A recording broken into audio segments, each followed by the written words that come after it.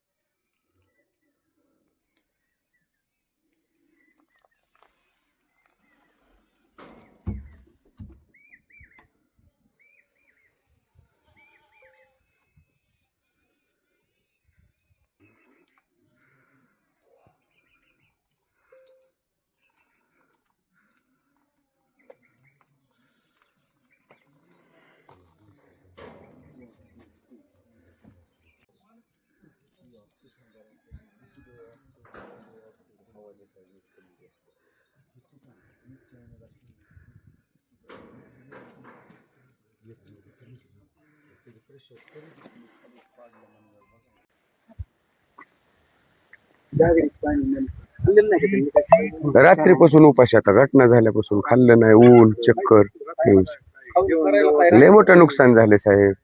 त्याच्यामुळे सगळं शेतीवरच अवलंबून. पाणी प्यायला नाही, काळी करून काल 4 वाजता झाली, 4:30-4च्या दरम्यान. काय झालं नाही?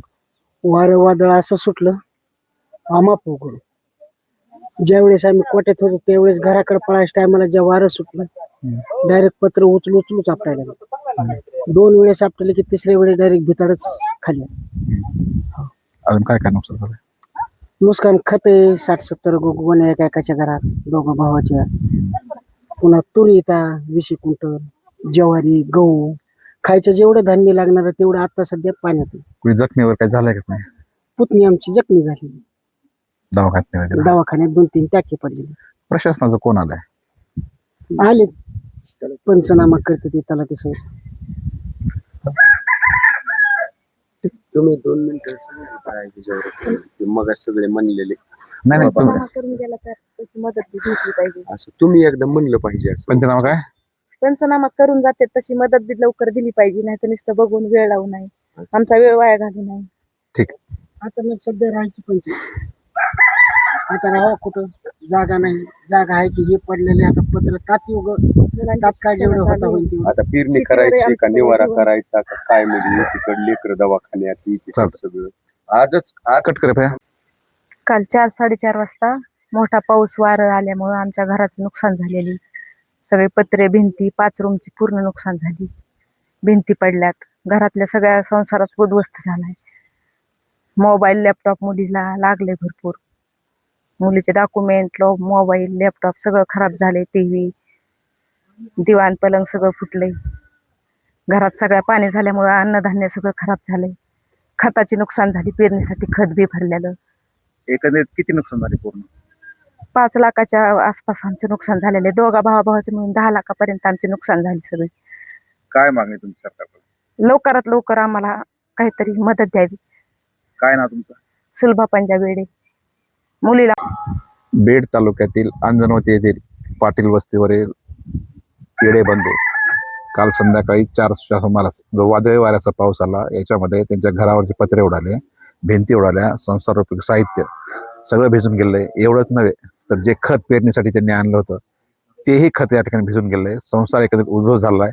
आज त्यांना जर झोपायचं म्हणलं संध्याकाळी तर निवारायची पंचायत आहे. ज्याप्रमाणे या ताईने म्हटलं की दरवर्षी येतात, पंचनामे करतात आणि मदत मात्र वेळेवर मिळत नाही. या प्रमाणामध्ये तातडीनं त्यांना मदत मिळायला पाहिजे. ज्याप्रमाणे सरकार लाडक्या बहिणींसाठी आपण खूप काही करत आहोत असं डांगोरा पेटतं, त्याचवेळी एखाद्या शेतकऱ्याची कन्या, तुमची लाडकी बहीण जेव्हा तिचा संसार उद्ध्वस्त होतो आणि तेव्हा ती सरकारकडे याचना करते की तातडीनं आम्हाला मदत मिळायला हवी, केवळ पंचनामे याच्यामध्ये आमचा वेळ वाया जायला नको, तेव्हा प्रशासनानं याची दखल घ्यायला पाहिजे. या ठिकाणी केवळ तलाठी नव्हे तर आमची अशी मागणी की तहसीलदार यांनी स्वतः भेट द्यायला पाहिजे, कारण यांचा संसार पूर्ण उद्ध्वस्त झाला आहे आणि तशी मागणी आम्ही तहसीलदार चंद्रकांत शेळके यांना करणार आहोत.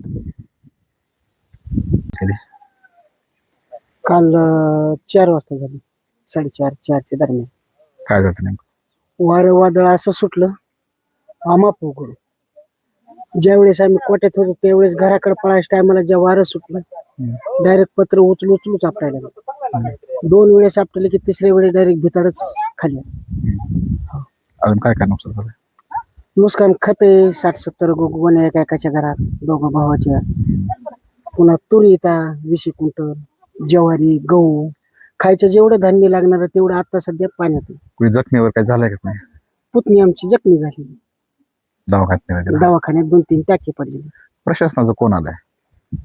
आले पंचनामा करते ते त्याला ते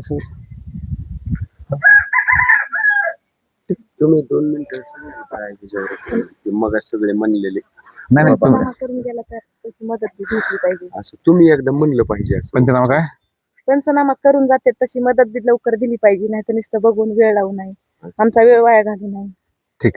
आता मग सध्या राहायची पंचायत. आता राहा कुठं जागा नाही, जागा आहे की हे पडलेले आता पत्र तात्काळ जेवढं होता होईल तेवढं. आता पेरणी करायची का निवारा करायचा का काय, म्हणजे एकीकडे लेकर दवाखान्यात, एकीकडे सगळं आजच कट कर.